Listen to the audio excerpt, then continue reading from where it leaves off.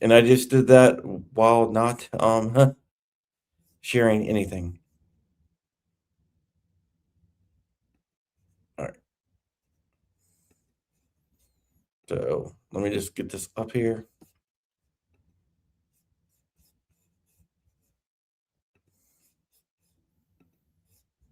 All right.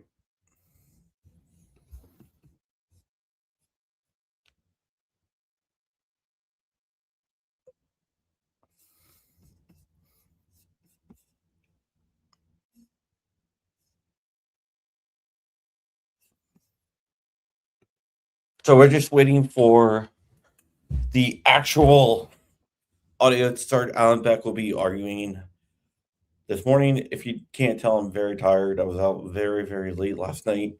I'm at shot. So, yep.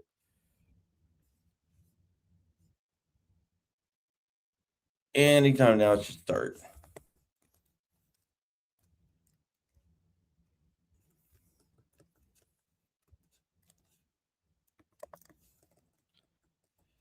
We are also keeping an eye on several different Second Amendment cases that we should get orders.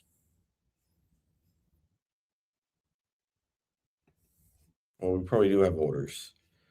Let's see here. Yep, we do. So I'm going to look through the orders list right now and see what we got. If we got anything good, anything granted cert or denied cert.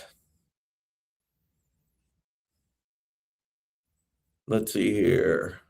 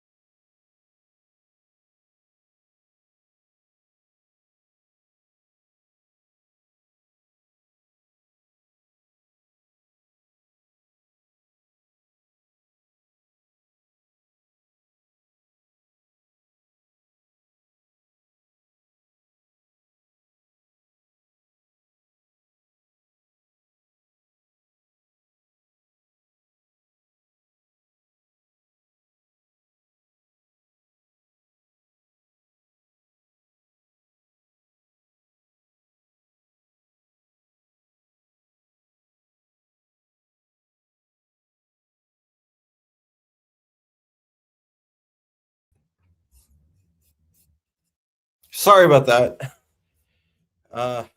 Internet issues here.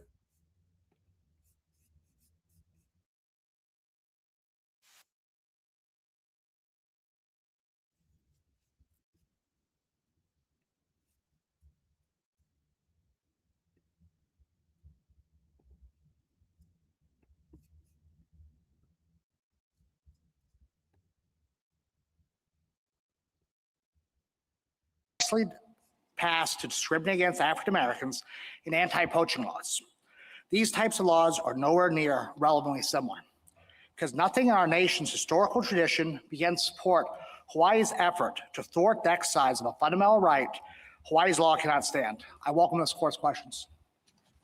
You argue that this law prevents access to about 97% of public areas. How do you arrive at that? We're not arguing this specific law is banning 97%, Your Honor. The overall package of laws passed by Act 52 bans, presumptively bans carry on 96.4%. And we arrived at that figure by having an architecture firm go through the public records of the County of Maui to determine which areas were regulated by this package of laws, Your Honor. So that 94, I think it was 94, 97%. 96.4, Your Honor. Justice. That includes all the areas the law bans, correct? Yes, Justice. I understood that much of Hawaii is state parks and state property, correct? A portion of it, yes, Justice. Pretty sizable portion. So that 94 is over-inclusive of private property, correct? That it includes parks and beaches, yes, right. Justice. Now, and there are other areas, sensitive government areas, et cetera, correct? That is correct, Justice. All right. So you say that there is a constitutional right to carry a gun on private property? Yes, Justice. I've never seen that right. I mean, I understand that there is a right to carry a gun on private property with an owner's consent, express or implicit, correct? The Second My Amendment. question is very simple. Is there a constitutional right to enter private property with a gun without an owner's express or implicit consent? The answer has to be simply no. You can't enter an owner's property without their consent, correct? Express or implicit? Correct, because that would be a trespass, Your Honor. All right. So if we start from there, then I start from the simple proposition. You want to say that there's a custom that permits you to go on private property without the owner's express consent, correct?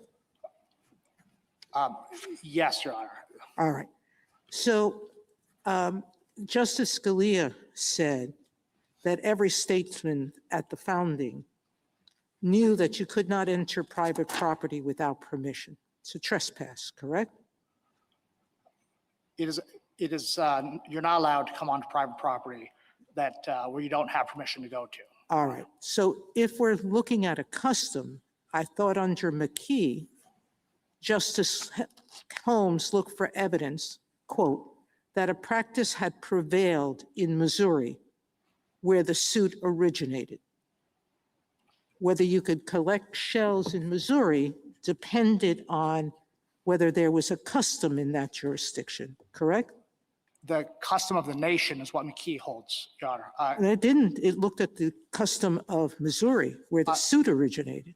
McKee specifically talks about the laws of a nation as being what's dispositive. McKee, Justice Scalia did in Hardeen's, but the McKee, Justice Holmes wasn't talking about the tradition of the nation. He was looking at whether the tradition of Missouri permitted people to go onto land to collect seashells. I have to disagree. The words nation appears in that. It looks at. All right, well, I'll look at it more closely. But at the time of the founding, or about the time, 71, 1721, 1722, up until the founding, there were at least 3 states who prohibited hunting, as you called it, or trespassing on private property with a gun, correct? So there was not a uniform national practice. There was, Your Honor, of carrying on private property that's open to the public. Every case that every law that you're citing to deals with prohibitions on enclosed lands. And enclosed lands, there was those laws deal with, the enclosed lands were closed to the public. Not necessarily. Look at Mount Vernon, where George Washington lived. There was a county shop there. By definition, if That's a closed land. Enclosed lands, I'd reference the amicus brief of the United States. They reference a law review article by Sigmund, and it goes into express detail that enclosed lands were closed to the public. Counsel, do you agree, picking up on that Hawaii could pass a law that prohibited the carry without the express consent of the owner on lands that were closed to the public, on private residences? I do not, Your Honor. Really? Like, so I couldn't, Hawaii can't have that law about, my house or Justice Gorsuch's house? Step 1 of the plain text would be implicated because we're talking about carry. And then Hawaii would need to justify that with a national tradition. And even assuming the 3 laws, I don't think 3 laws is sufficient to demonstrate a national tradition. So but do you agree that all of the business owners and maybe also private property owners in Hawaii could get together and say, we don't want this, and they could not give consent? Let's say the law is flipped. It says it's illegal to enter if you have been denied permission to carry a gun on the property. You agree that all property owners could get together and say, we're denying permission, and they could put such placards up in their window, and then you would still not be able to carry a gun on 97% of the property in Hawaii? Yes, Justice. Every private property owner has the right to affirmatively put up a sign or otherwise not give permission for people to enter property with a firearm. The crux of our argument is that Hawaii has flipped that historical default from them having to affirmatively say guns are not allowed here to the current law. But I guess my question is, isn't that historical default that you're referencing really a default that is rooted in property law and not constitutional law, not in the Second Amendment? I mean, the argument that some have put forward is that this is really a property case, not a Second Amendment case. Yes, it is about guns, but the argument goes, what's really going on here is how states treat a private property owner's consent under circumstances in which everyone agrees that consent is required. You just agreed that consent is required. And so fine, there are many states, and perhaps even most states, that say we're going to imply that a property owner who opens his property to the public is giving consent for people to carry a gun. Hawaii has said, no, what we're going to do is we're going to say, even if you've opened your property up to the public, you still have to have express consent. We are not going to make our property owners put up signs or be the one that has to affirmatively express. The person who comes on has to have consent, as everybody agreed, and in Hawaii, that consent is expressed. Why isn't that and all the cases that speak to it in the historical record really about the property interests and property rights and not about the Second Amendment? Because here the law at issue implicates arms-bearing conduct, Your Honor. But that doesn't mean it implicates. What I'm suggesting is that it might affect, right? And the United States was here just last term talking about how you could have rights and regulations that affect someone's interests, but they actually don't implicate their constitutional rights. And so here I'm saying, yes, gun owners are going to be affected because the property owner says, no, I don't want you to bring your gun on unless you come to me and I give you express consent.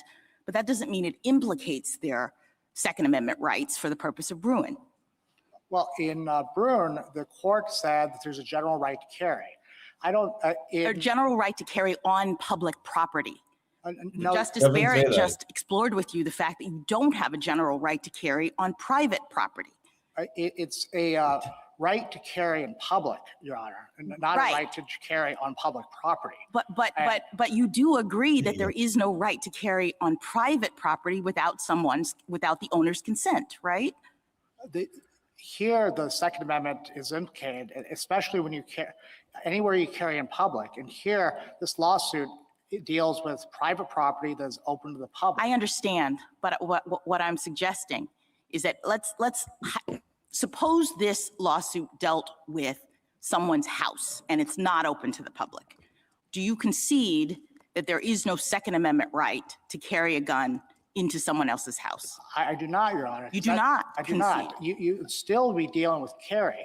If someone gives me an invitation, a general invitation to enter into their home, and there's a historical presumption that you're allowed to carry a firearm with you, then if the government passes a law that says, that flips that historical presumption. Right, but I'm just suggesting that the historical presumption is about the consent, not about your rights. We agreed at the beginning, I thought there was a general consensus that your right to carry is limited to the permission of the owner when you're talking about private property. Like you've already agreed that the Second Amendment right is I would say subordinate, but you know, in the panoply of rights, the right to exclude is superior because the owner can say, no, you can't bring this gun in here. And so once you've done that, these laws that are about licensing or, you know, implying that the owner has consented are all in the realm of property law, I think, and not in the realm of the Second Amendment anymore. I don't see it that You way. disagree? All right. Yes, Your Honor. Thank you. Counsel, do you agree that the state as property owner could exclude someone, not this implied consent law, but let's say that the state as property owner, put aside the fact that the sensitive places here include state-owned property. Assume that that's not so. Could the state as a property owner say that you can't carry a gun onto state-owned property as a matter of consent under property law? No, Your Honor. I think that's a different analysis because Okay, why? now we're dealing with direct state action. And the state doesn't have the right as a property owner to limit who carries a gun, say, into the governor's mansion? I think that there are certain locations that where the So it's all a matter of sensitive places. yes, Your Honor. Counsel, you make an argument that Hawaii effectively destroys the right to bear arms. You discussed that a little bit with Justice Thomas and with Justice Sotomayor. And I'm wondering where you think that analysis fits into the two-step Bruin framework the court announced. In this case, step one merely deals with the fact that the state of Hawaii, that carry is implicated here. And once we go to once we accept that carry is bearing a arm is at issue here, everything else is dealt with under step two, the historical analysis portion of this analysis, Your Honor. So it really doesn't matter whether it was actually 96%, which we know it's not, because you're dealing with the law as a whole. There's no means and scrutiny permitted by Bruin, correct? Interest balancing has been abrogated by yes. By Bruin. So Yes, there's no interest bearing. So if in fact, if Hawaii has a right to regulate a custom as opposed to a constitutional right to bear an arm on private property, then tough luck, correct? We have established in our briefing, Your Honor. Counsel, there's no means ends. So if they overregulate or underregulate, that's irrelevant. Is there a right to carry a gun? As we know from Rahimi, there's a general principle that dictates that you have a general right to carry. When the government violates that rights, then because it violates that principle, then the second. That's the interesting part. There certainly was a principle of the states regulating hunting on private enclosed property, there was a history of, in at least New York, in 1763, just before the founding, that prohibited trespassing and hunting on other people's lands because trampling on the land was destroying it. So you don't need, under Rahimi, an exact duplicate historically. You just need an analogous principle. If the states could regulate there, why can't they regulate here? Well, very simply, those laws deal with just are not anywhere close to the law at issue here. The state has pointed to a number of anti-poaching laws on property that was not open to the public. Whereas here, they're regulating a specific type of carry for self-defense on private property open to the public. I mean, these laws are just simply But not. what's open to the public and the license that you have to use that land is subject to custom. It's subject to a national tradition that we had at the time of the founding, Your Honor. It's not, a specific custom that exists right now. If means and ends is not a part of our equation, I don't understand what pertinence that has. Because in order to do the Bruin analysis, we look to see whether a law is implicated by the Second Amendment right. Then we look to see what the historical tradition was in this country. But that seems, Counsel? I'm sorry. If you could regulate to not trespass, trample the ground, if you could regulate not to hunt, if it's not means and ends, why can't you regulate simply to switch a presumption that gives the owner the right it has to give you express consent to say yay or nay to carrying the gun? Well, for two reasons, because that violates our nation's historical tradition of firearms carry, and two, it violates a principle that. But we didn't have. Counsel, I Go ahead. see that your red light is on. Yes, Your Honor. We've been talking about private property and public property. A gas station on the side of the highway is private property. It's owned by the gas company or whatever.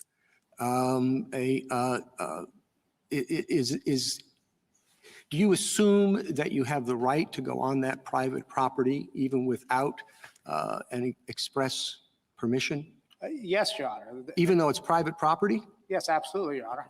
Is it a different analysis or the same analysis when you're talking about a dwelling along the side of the of a road? That's a different analysis, Your Honor. You have to see whether there's some sort of invitation to come in there.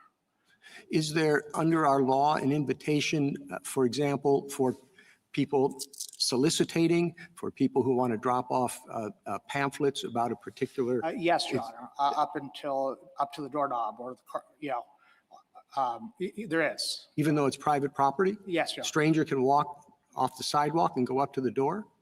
Yes, up to the door, Your Honor. Thank you. Justice Thomas? Justice Alito? Under Hawaii law, are there any other objects besides guns that a person may not possess when that person enters private property that is open to the public? Not to my knowledge, Your Honor. Thank you. Justice Sotomayor? In Hawaii for 200 years, there's been no custom of carrying weapons, correct? Up until Bruin and Heller.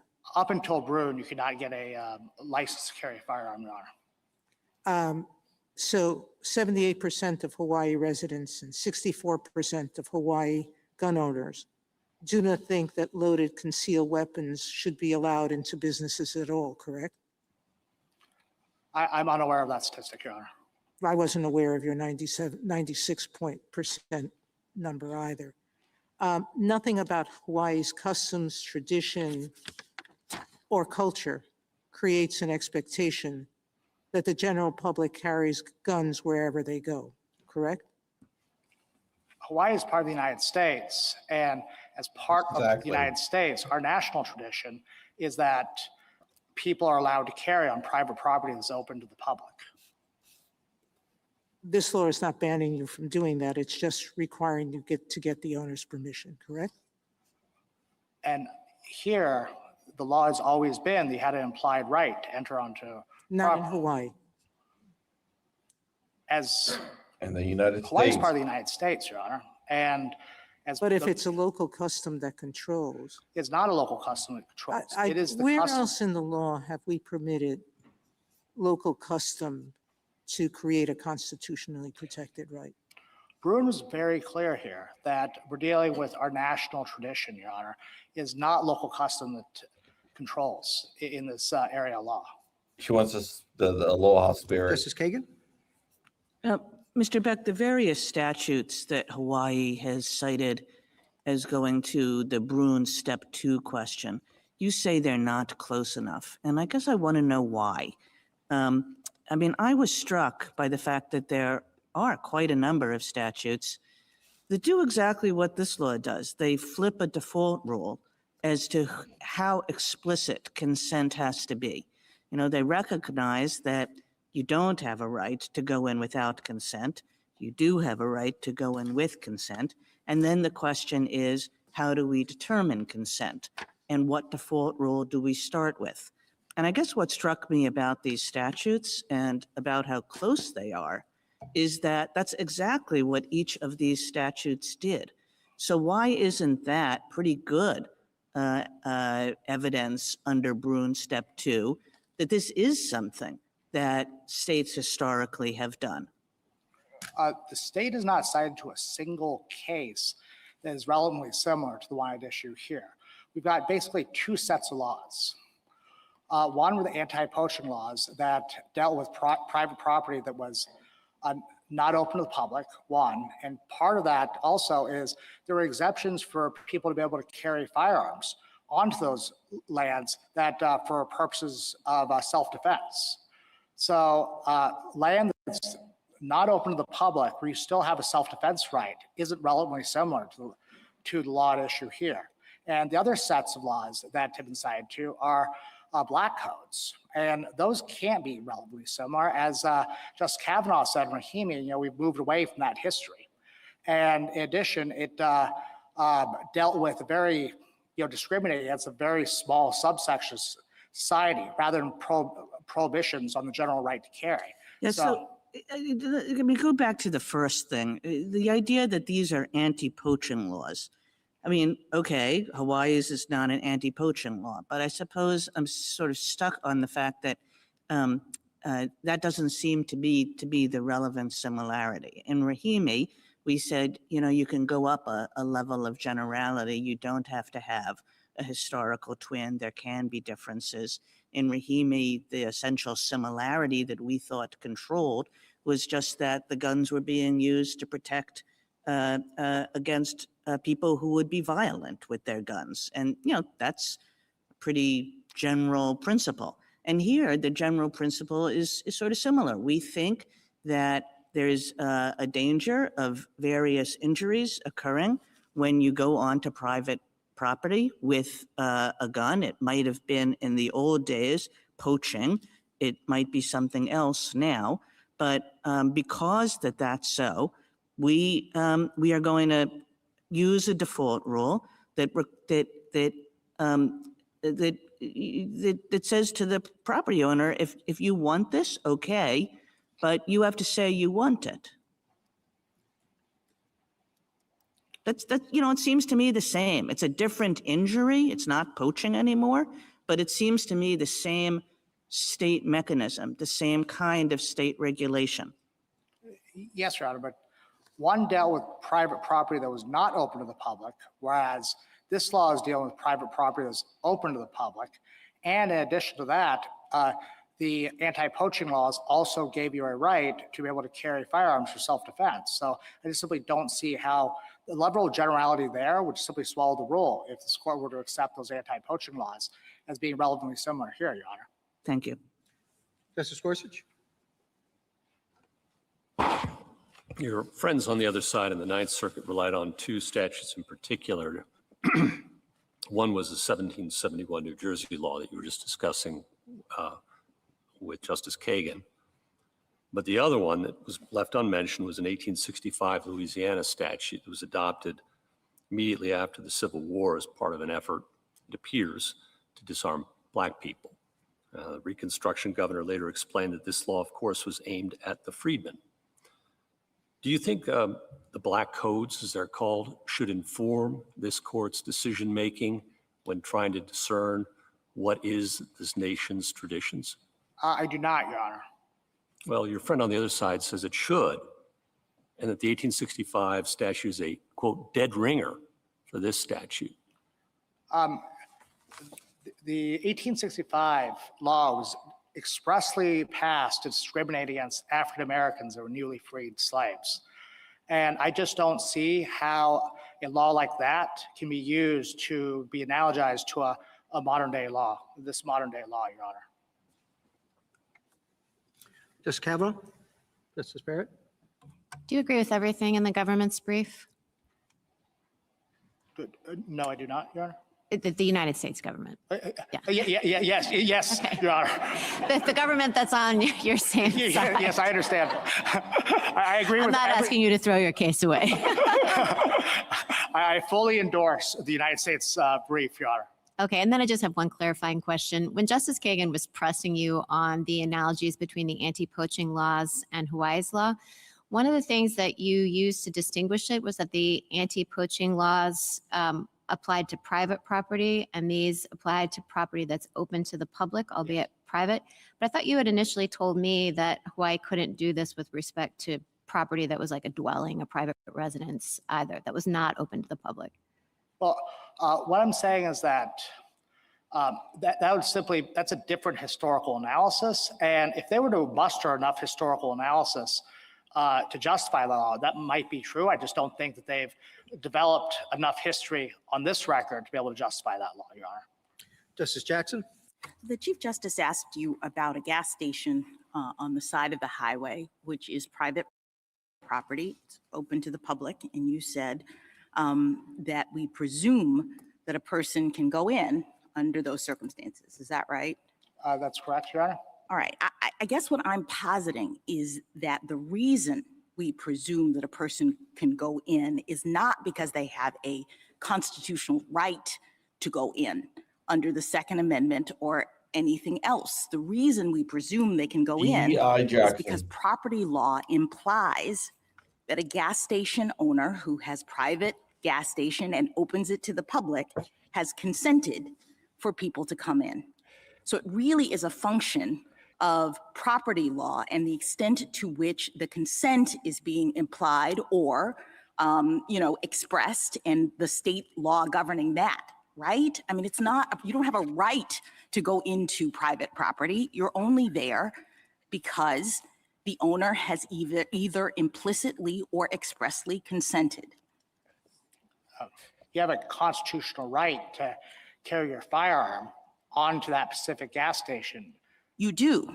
Where is that? I thought the reason why this was all here and is because you had an implied license. I thought the historical tradition required you to have a license because you don't have a right to go onto private property. And the tradition was we're going to imply that you have a license under these circumstances.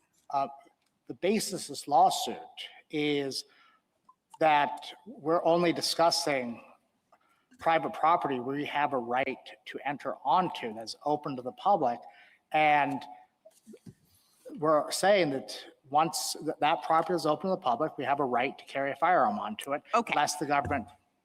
Okay, I think I understand. Let me just ask you about the black codes. Justice Gorsuch raised it. And I guess what I'm wondering, your answer to him was they can't be and shouldn't be used. And I guess I'm wondering whether that doesn't signal a problem with the Bruin test. That Oh my God. to the extent that we have a test that relates to historical regulation, but all of the history of regulation is not taken into account, I think there might be something wrong with the test. So can you speak to that? There's nothing wrong with the Bruin test, Your Honor. Just on a fundamental level, the black codes can't be used because they dealt to discriminate against a small. No, I understand why you're saying they can't be used, but it's because we've moved away from that history, not because that history didn't exist. And so to the extent that the test today is tying us to historical circumstances, it would seem to me that all of history should be on the table. And if we start taking pieces off, whether it's because we've moved away from it or we don't agree with it anymore, I think there's going to be a problem with respect to the accuracy of our test.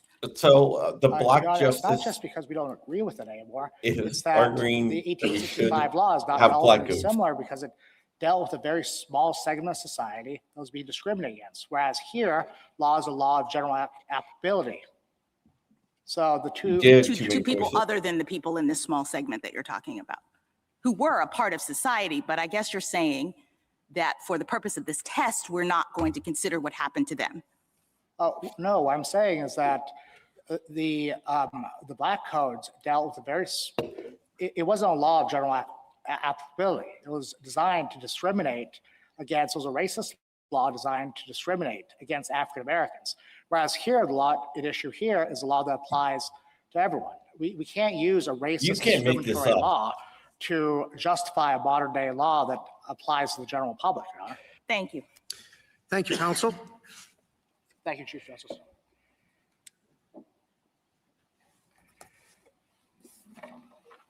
Ms. Harris? Mr. Chief Justice, and may it please the court. Bruin held that states can't refuse to license public carry. Hawaii can't gut Bruin by presumptively banning everyone licensed to carry from doing so at retail establishments or other private property open to the public absent the owner's express consent. That novel law offends our history and tradition. First, pretextual restrictions are by definition unconstitutional in why they regulate. Here, the law's text belies Hawaii's claim to protect property rights. Hawaii subjects just one right, the Second Amendment, and one class of people, the people Hawaii had a license to carry after Bruin, to its presumptive ban. Hawaii lets everyone else, including target shooters and hunters, bring firearms, machetes, and other things absent the owner's objection. Second, pretext aside, Hawaii can show no tradition behind its law. Its best analog is an unconstitutional black code. That's because from the founding, the tradition has been the opening property to the public authorizes carrying. I welcome the court's questions. What's your best support for what appears to be your argument that a pretextual regulation is per se unconstitutional? I would start historically with Blackstone and the meaning of the word infringed in the text of the Second Amendment. If you look to Blackstone, which is one of the main sources underpinning what the pre-existing Second Amendment right meant, the canonical example of a law that burdened impermissibly the right to bear arms was the English game laws, which under the pretext of trying to preserve game were designed to prevent commoners from hunting. And we know that was one of the animating premises of the Second Amendment from people like St. George Tucker, from Justice Story. And again, the very meaning of the word infringed in the Second Amendment shows this is part of the history and tradition underlining. The analysis that you're suggesting, Ms. Harris, is this part of the Bruin test or is it something separate from the Bruin test? It is part and parcel of the Bruin test. It goes to why the law is regulating the way it does in Bruin's words, or in the word of Rahimi, it goes to whether there's a permissible reason. It helps you tell whether the analog is really you're analog. on step 2 of the Bruin test. You think about pretext. Is that what you're saying? I think that's fair because step 1 is, are you regulating arms bearing conduct? And so one of the parts of whether you tell, is this part of the history and tradition? And are the potential analogs really analogs? As you say, why is this modern law regulating the way it is? And if it's pretextual, by definition, you're not going to have analogs because there is not a history and tradition of pretextual laws that negate the right. Why do we need to make it? Oh, go ahead. Mostly in our constitutional law. I mean, there are exceptions here and there, but mostly in our constitutional law, we've steered clear from trying to evaluate motive, purpose directly. You know, we create rules that maybe are meant to ferret out bad motive, but we kind of think it's a bad road to go down if we're going to ask about every state's, whether the state is acting contextually in doing one thing or another. And I'm just wondering why we would have a different thought with respect to this right. Because respectfully, that's not our position. We're not saying, think about what's on people's minds. If you have bad motives, it's bad law. What we're saying is look at the text and see if there is a fundamental mismatch. If the law is gerrymandered textually, which is the case here, in such a way that belies the assertive motive. So that is familiar. that seems fair, but then it seems as though that's classic means end scrutiny. You know, look at over-inclusion, look at under-inclusion. Is the state really regulating what its interests would suggest ought to be regulated? So that's means end scrutiny, which I thought Bruin was supposed to get us away from. So 2 points on this. They Respectfully, don't no, we like- don't think so. We think Justice Churchill-Lukubi in the First Amendment context is a case about pretext and not sort of means ends. It's about how do you tell from the text of the law? Is it gerrymandered in an impermissible way?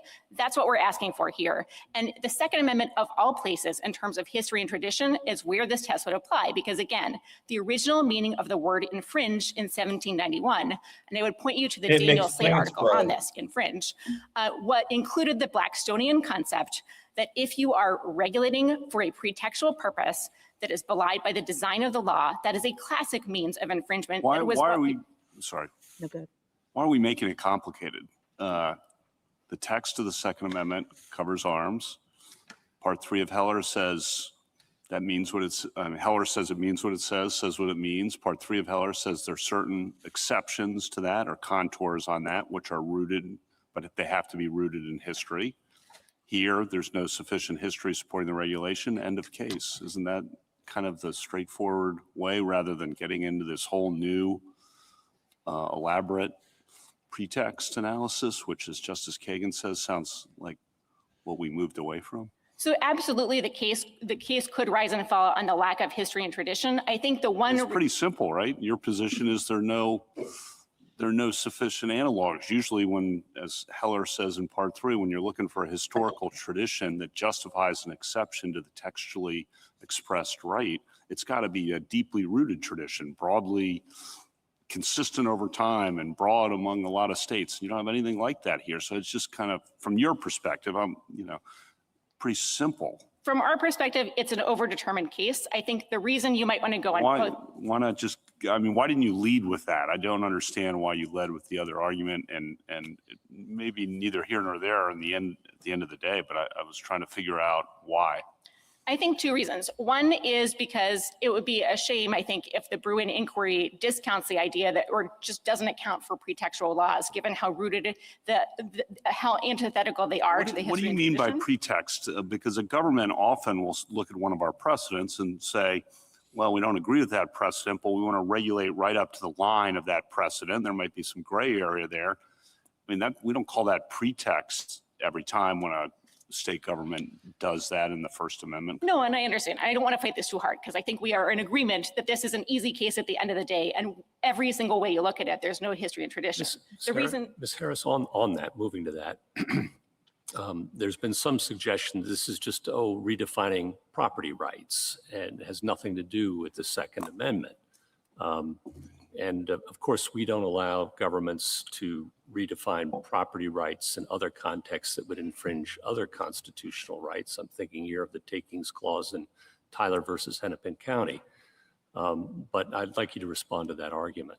That is exactly correct. In no other context could you say that there's an exemption to constitutional restrictions just because you're trying to redefine the laws of trespass. The state cannot.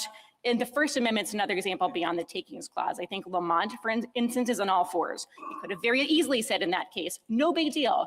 Federal statute is just flipping the presumption. Normally, the default rule is recipients of mail get the mail unless they say no. Just flipping the presumption. Now you don't get your mail if it's on a certain topic unless you affirmatively consent and send in a very easy to send postcard.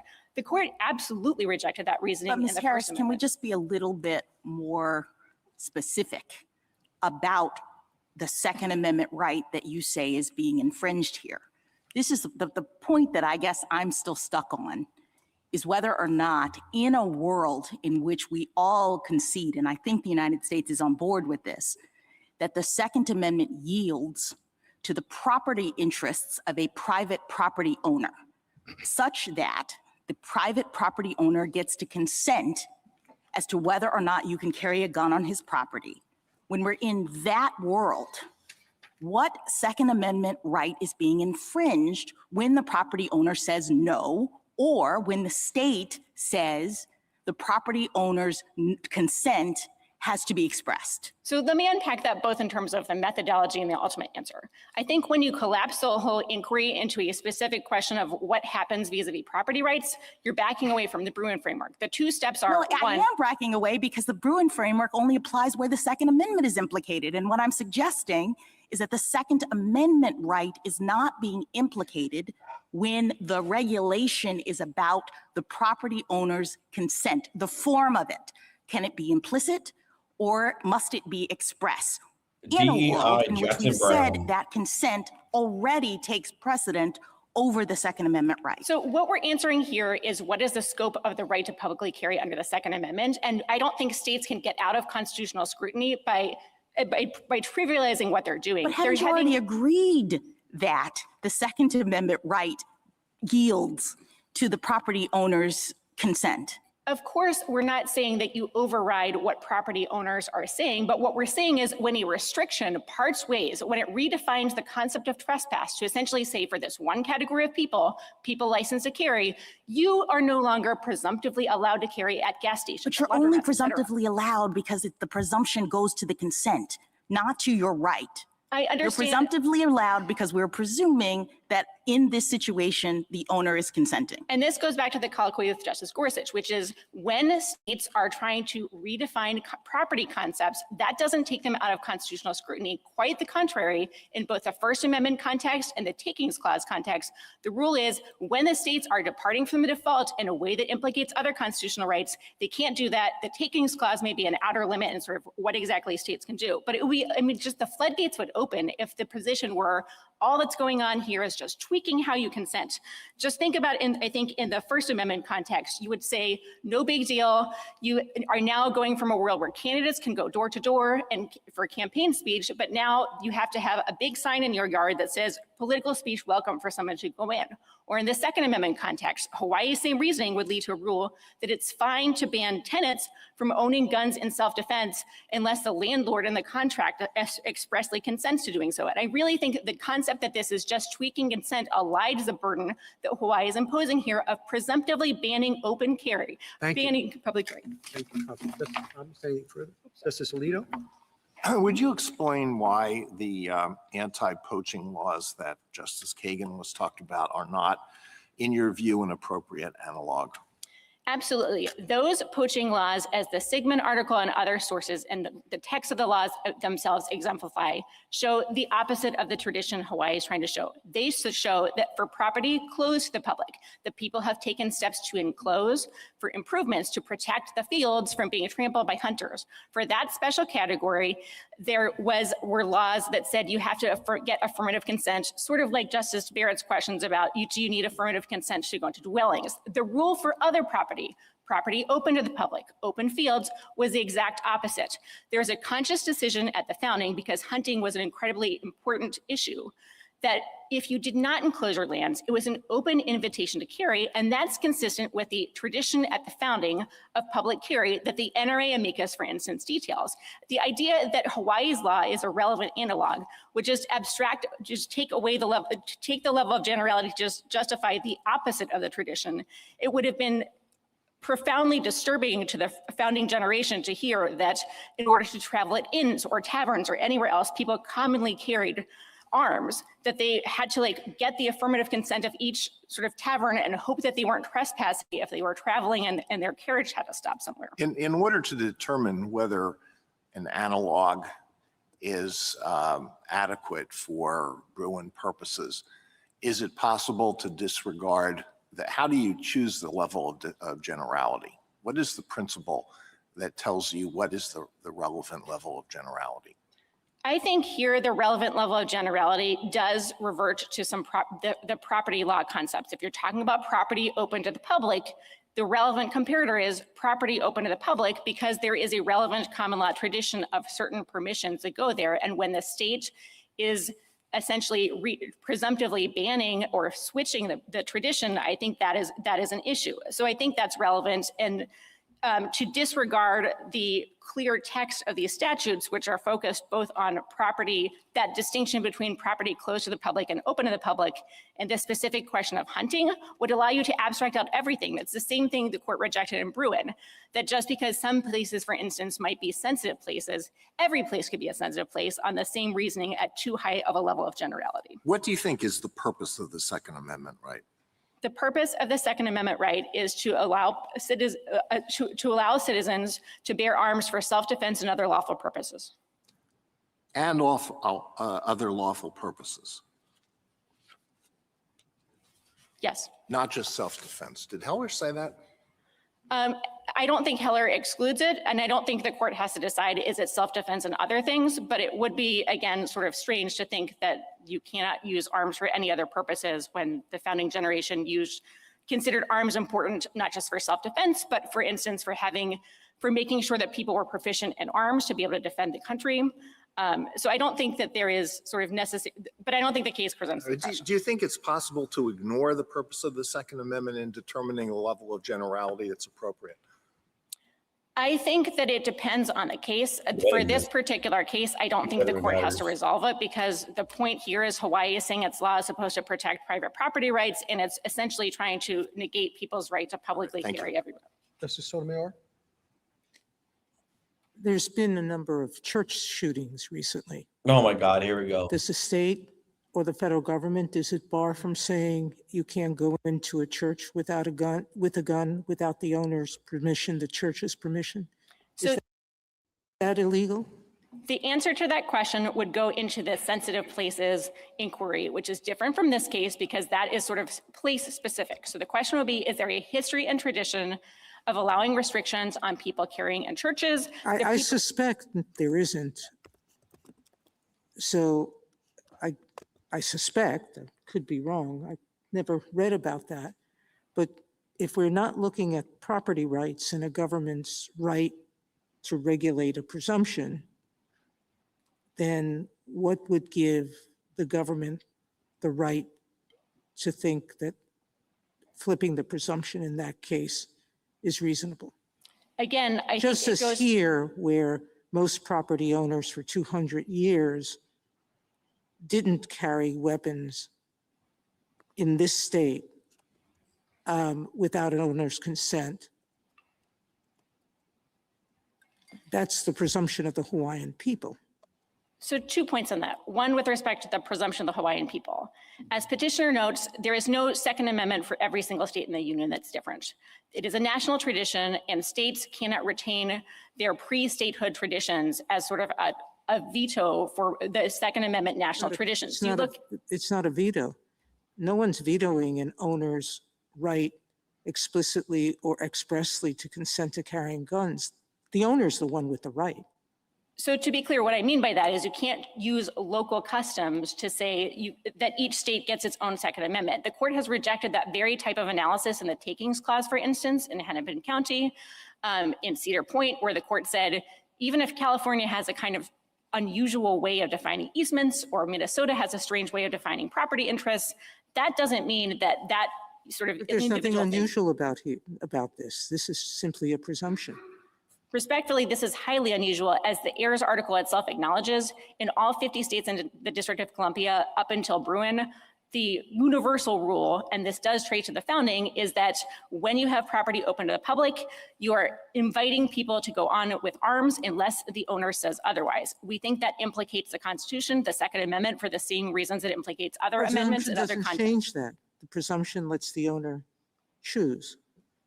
The presumption is that you're trespassing. It treats just for one class of people. It turns essentially property open to the public, like a gas station, into the equivalent of someone's house, where you're committing a crime under Hawaii law if you actually go onto it without consent.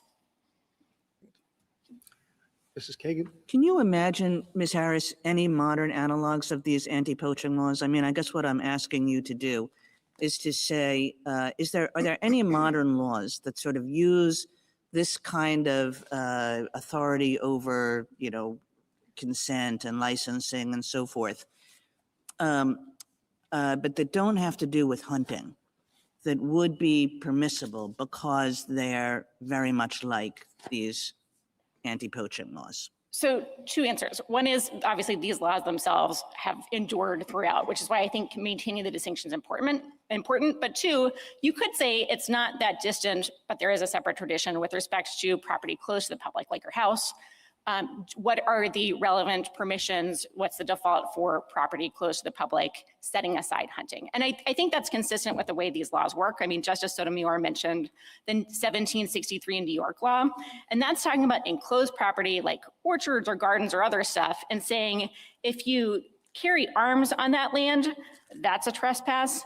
But it's also saying you can't trespass generally in these places. So I think it's getting to the idea of, if you have particular property that's close to the public, you might not want people with arms on it.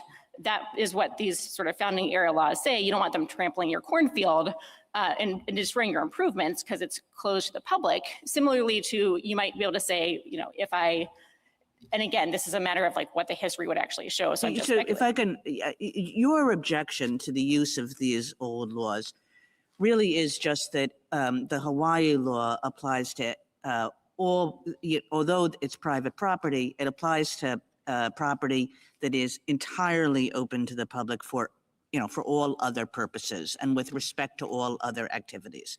And that's your view of why Hawaii is different. And if the Hawaii law was narrower than that, or if some other states were, then you would have a different question. I think it would present different questions. And yes, that is our main objection. And the reason is Hawaii is trying to use laws that actually show the opposite tradition, which is laws closed to the public. You might need affirmative consent in order to be able to hunt on them.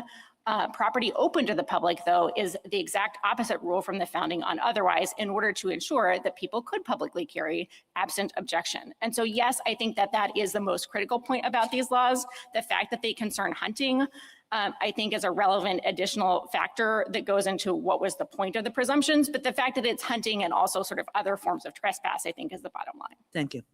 Justice Gorsuch? There's been this suggestion that this is just flipping a presumption about the implied license and that that's just a matter of property law, not the Second Amendment. But how do we think about that, given that it flips the presumption on the longstanding implied license only with respect to firearms, not knives, not solicitation, not politicking, not anything else?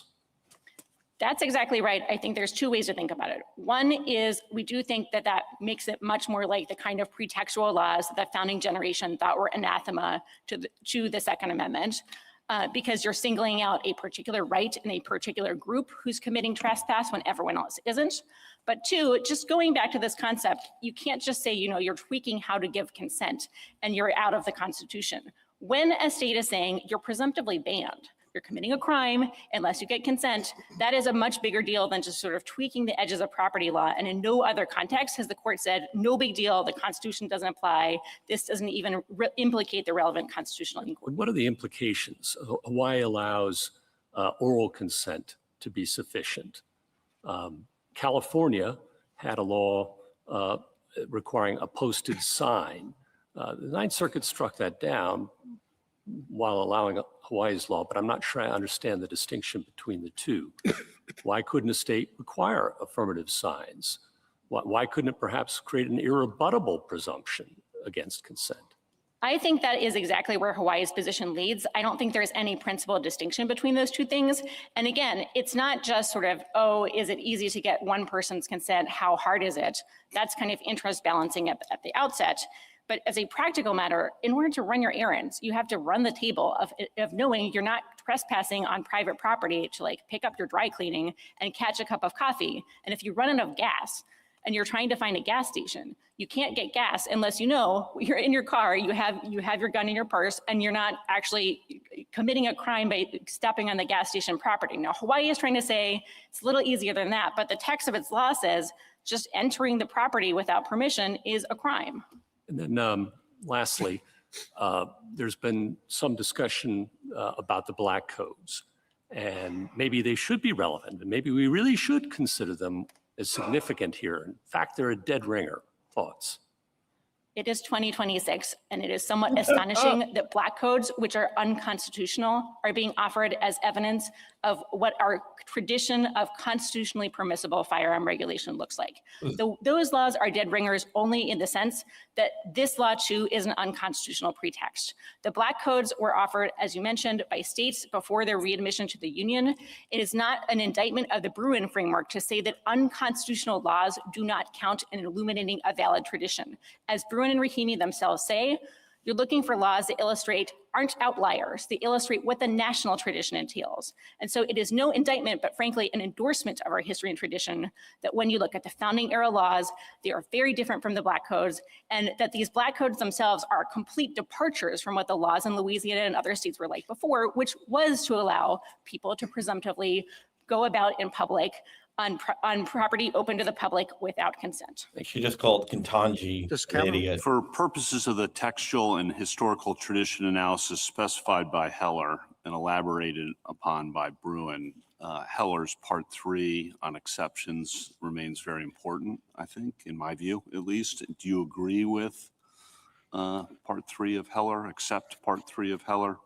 Yes, we are not trying to depart from anything that this court has said with respect to its Second Amendment precedents. And then in part 3 of Heller, the court said that nothing in our opinion should be taken to cast doubt on laws forbidding the carrying of firearms in sensitive places such as schools and government buildings. Do you agree with that? We agree with that, and I think as elaborated by Bruin, I think the question is, how do you define relevant sensitive places at the correct level of generality so that not every place is a sensitive place and so that you are looking to the right historical analogs? Understood, but you agree with the principle as stated there? We agree with the principle as stated that there are obviously sensitive places. You determine them with respect to the history of firearm regulation. Thank you. Justice Barrett? Mr. Harris, I'd like to talk about the relevant analog in these anti-poaching laws. And one question that I have is along the same lines as Justice Kagan, which is when you're thinking about these anti-poaching laws, you're thinking about a problem that arose at the time. So at the time, poaching was a problem, and so legislatures enacted this regulation to address the problem. In an agrarian area, an agrarian society, that was it. Let's imagine that Hawaii, rather than just flipping this default categorically, instead is experiencing, say, a rash of gas station robberies. And, doesn't want to make the argument that gas stations are sensitive places. That would be a tough one. So instead flips the presumption like the anti-poaching laws, just with respect to gas stations. Is that okay? Not okay, and it still runs up in the basic distinction that we're seeing, which is when the history and tradition is for the type of property open to the public to have an implied license to go into the property, when the state is trying to load the dice, when it's trying to say you generally can't go there, it has to point to relevantly similar analogs that are doing the same for the how and why. And the anti-poaching laws, it's not just that they're about hunting, it's about that they're this specific part of land. It's almost like they're the exception to the general rule that on property open to the public, you can generally carry, on property closed to the public, how do you know that's the relevant distinction? I mean, it could just be that, well, that is an incidental of the problem. I mean, that just happens to be where the problem of poaching arose, which was on enclosed lands, because those are the people who were trying to protect themselves from poachers. But I mean, there might have been poaching on open lands too. And then the legislature might have responded differently. I think this problem of just because the legislature didn't address a problem because it didn't exist at the time, why does that mean that the analog ties the legislature's hands now? And I think the answer is that is you look to the broader articles and I think history of what was going on with the anti-poaching laws. It's not that, poaching on or hunting on open lands open to the public wasn't a problem. It was actually at the founding, it was a hugely politically salient and highly debated issue, so important it was in state constitutions, that this was a sort of elemental distinction to the founding generation that's carried on our property law, that property open to the public is not, you're not trespassing if you're hunting on that land, and property closed to the public, you want to protect the improvements, and so you are allowed to restrict it by changing the rules so that you have to affirmatively consent. And I think you know that from the laws themselves, actually. I think the laws themselves make that distinction. I point you to the New York 1763 law, The 1771 New Jersey law is of a piece with that. And the Sigmund article is sort of canvasses the history. But like, I think this is not just, well, it's sort of strange they were focused on this particular type of land. What do you draw from it? It is, they were extremely focused on this because it was a huge political topic. Okay, but Ms. Harris, then that raises this question for me. In footnote 1 of your brief, you say this case does not concern property closed to the public. So the court need not address state laws that prohibit carrying a firearm into a private residence without the owner's affirmative consent.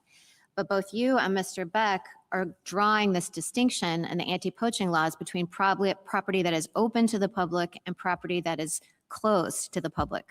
So I guess I don't understand how, if you win this case and we do the history and tradition analysis and you win, how is the court supposed to distinguish that analog in the way that you're proposing we do without deciding this question you tell us we shouldn't be deciding? Right. So I think two things are important. One is when you're deciding whether the analogs are on all fours, it's inescapable, and it runs throughout the position that there are different permissions, different common law traditions applicable to property open to the public and property closed to the public. I don't think that is a complete answer, and the reason we're saying it's just not presented is it's not the question presented. To whether property closed to the public, what the range of permissions is. For instance, if I invite someone to my house, what is the tradition with respect to that? So maybe the state could flip the presumption in the way Hawaii has done here, but just with respect to private residences. Mr. Beck said no to that. We're leaving that open because we're thinking of this as, again, different property traditions. And so they would have to show a relevant history and tradition. Again, I think that would be likely easier for them because the rules regarding property closed to the public have always been different than property open to the public. Okay, last question. On your broader argument, you state the rule pretty broadly. I'm looking at page 11 of your brief. You say a law is per se unconstitutional if it broadly prevents ordinary Americans from carrying protected firearms in public. Who is an ordinary American and why? Kind of throughout your brief, you use that formulation, but as I recall in Heller, it says ordinary law-abiding Americans. Why not the law-abiding, and what is an ordinary American? I don't think we're trying to suggest any difference between ourselves and Heller and our position here. I think we're frankly using it as a shorthand. Okay, thanks. Justice Jackson? So I guess I really don't understand your response to Justice Gorsuch. You don't on understand black anything. codes. I mean, I thought the black codes were being offered here under the Bruin test to determine the constitutionality of this regulation.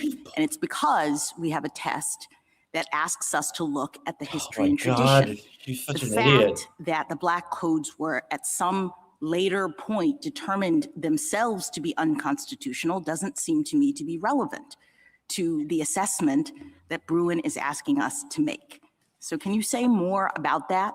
Absolutely. Black codes were unconstitutional from the moment of their inception because they are pretextual laws that are designed to ensure that newly freed slaves are returned to a condition of sharecropping. Okay, let me stop you there.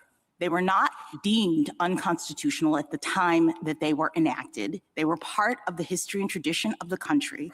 And when we have a test now that's asking us to look at what people were doing back then, I don't understand why they should be excluded. Because they are outliers. They are by definition unconstitutional. They have always Found been later, unconstitutional. afterwards, not at the time. And if the test says what's happening at the time tells us what's constitutional for this purpose, why aren't they in? Respectfully, a law is always unconstitutional. When it's from its inception, So the history doesn't matter. We shouldn't No. care about the Oh my history then. God. we should deeply care about the history, but the whole point of the Bruin framework is as follows. The history and tradition of the Second Amendment are particularly important because it is codifying a pre-existing right. To figure out in sort of common law fashion what the national history and tradition are, you throw out outliers. And I can think of no greater outlier than blatantly unconstitutional laws that flipped what had been the tradition in states like Louisiana. And during the period before those states were readmitted to the Union, for the purpose of trying to reduce newly freed slaves back to conditions of servitude, made it a new crime, new trespass in order to go about armed on private property. Those are obvious outliers. All right, It should not count under the whole point of Bruin. Mr. Katyal will address it. I just have one more question. I'm trying to understand whether there is a Second Amendment problem in the following circumstance. So what if a state that's trying and hoping to dissuade gun rights, so it fits your view of like a state acting in a pretextual way, passes a law providing for free no gun signs to every business, And they're really very invested in this, so much so that their law offers to send these signs to every business, offers to send someone out to put the signs up at the business owner's request. Do we have a Second Amendment problem in that situation? If you're just, no, I don't think so. You're not having a law that's regulating arms bearing conduct. I think the premise of the hypothetical is you retain But it existing rule. affects Oh my arms bearing God. conduct, perhaps in even a more egregious way than what you're talking about here today. I think we go back to the words of Bruin and Rahimi. And their which is- purpose is to dissuade. That was part of the hypothetical. So your test was about the purpose of the state. We have the purpose here.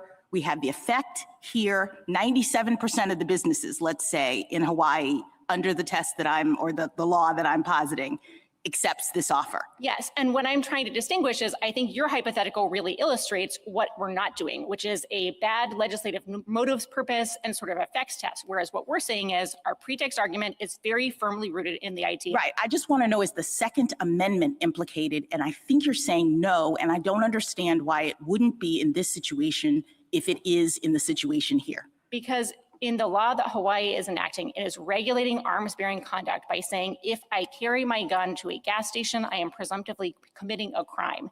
That is a direct regulation of where and how you can bear arms, under what circumstances. You are hypothesizing a situation in which the state is merely subsidizing certain types of speech. That might have other constitutional problems, but the problem is not going to be with respect to regulating arms bearing conduct in the way that we think Bruin is talking about. Thank you, counsel.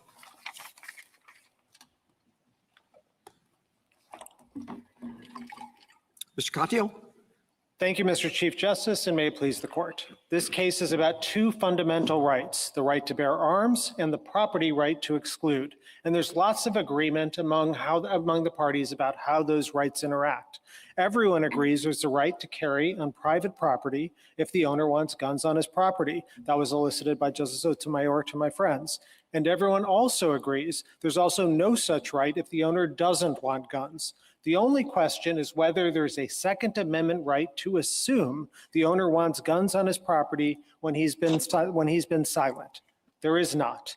There is no constitutional right to assume that every invitation to enter private property includes an invitation to bring a gun. The Constitution protects the right to keep and bear arms. It doesn't create implied consent to bring those arms onto another's property. At bottom, that is petitioner's theory, and yet they have zero support for this. Zero support from the founding or for the next 200 years. No treatise, no commentator, no court. Not only is there zero affirmative support, it runs counter to our traditions of implied consent. From the founding and Federalist Paper 45 on, states have used law and custom to clarify the rules around consent. In some states, it's natural to say when a homeowner invites you in, they're fine with you bringing your gun unless they say otherwise. But in others, it's pretty obvious that if you bring your gun to someone's house, you have to ask. And the same is true for stores. In some places, it's reasonable to assume guns are welcome. In others, it's pretty clear an invitation to shop is not an invitation to bring your Glock. It's reasonable for a state to clarify these defaults, passing laws that say you can assume consent absent permission, or as here, that you can't assume it. The Constitution permits this type of democratic flexibility in states functioning as laboratories. Before rigidly constitutionalizing one type of property default rule, this court should insist on at least some evidence that the Second Amendment so requires it. I welcome the court's questions. Are there any other constitutional rights that you could place on which you could place similar limitations? Sure. I think the general proposition of the law is that property rights, are Open to the public. Always add that part. We're not talking about private homes. We're talking about restaurants. We're talking about malls, things like that. Yeah, so I do think, first of all, I do think they are talking about private homes. That's what I think ultimately my friend conceded to Justice Barrett earlier in the I thought he question, made the but- distinction between private homes did. versus private property open to the public as opposed to closed to the public. Justice Thomas's brief made that distinction, but at least as I understood what he was saying at argument, that his rule would apply even there. And I think this is what's so dangerous about his rule, because he's saying, look, as long as something has to do with guns, Then we go right to Bruin step 2, where the burden is shifted. And I Well, think that's, this you court- know, I'm not going to argue that point, but I do want to know if there are other constitutional rights in similar circumstances on which you could place similar limitations. I do think that there are. I mean, I think here, you know, this case concerns guns, but sometimes, like, for example, this court's decision in Breard recognized for some First Amendment restrictions, you could have a change in the default rule, and that was understood as constitutional. Here, we're just following the So long. suppose there were a state that said, we're going to flip the default rule so that you cannot leaflet in shopping centers unless you secure permission first. Would that be constitutionally problematic or not? The problem there is that oftentimes in the First Amendment context, the First Amendment rules are different than the Second Amendment because they forbid content discrimination and viewpoint discrimination. And a leafleting law often will have some sort of illicit thumb on the scale for a certain set of viewpoints. And so Well, that's but why. like any leafleting for anybody Yeah, so in that. on any subject. Right. In that circumstance, you know, this court's precedents on viewpoint and content are so broad, it might encompass that. But even if even if you could jump past that, you'd still have to at least have rational basis review. This court in Free Speech Coalition versus Paxton recently said, even for stuff that isn't encompassed in the First Amendment, you still have to have at least some rational basis. Your example would flunk that. Here, Hawaii's done the opposite. There have been no guns effectively in Hawaii for 200 years. The underlying, expectations and local custom, as Justice Sotomayor was saying, was that nobody had to think about guns. What the Hawaii legislature said here in the wake of this court's Bruin decision is, Bruin's a real game changer. And as a result, some shop owners are going to be caught unaware. They're not going to realize that someone might have a concealed Glock on them and the like. And so to vindicate those expectations, they said, we are placing the default rule there on the property owner to say whether they wanted to affirmatively invite guns in. And in choosing where to place that responsibility and that burden, I think it's absolutely reasonable for the state to place it with private property owners whose consent is required.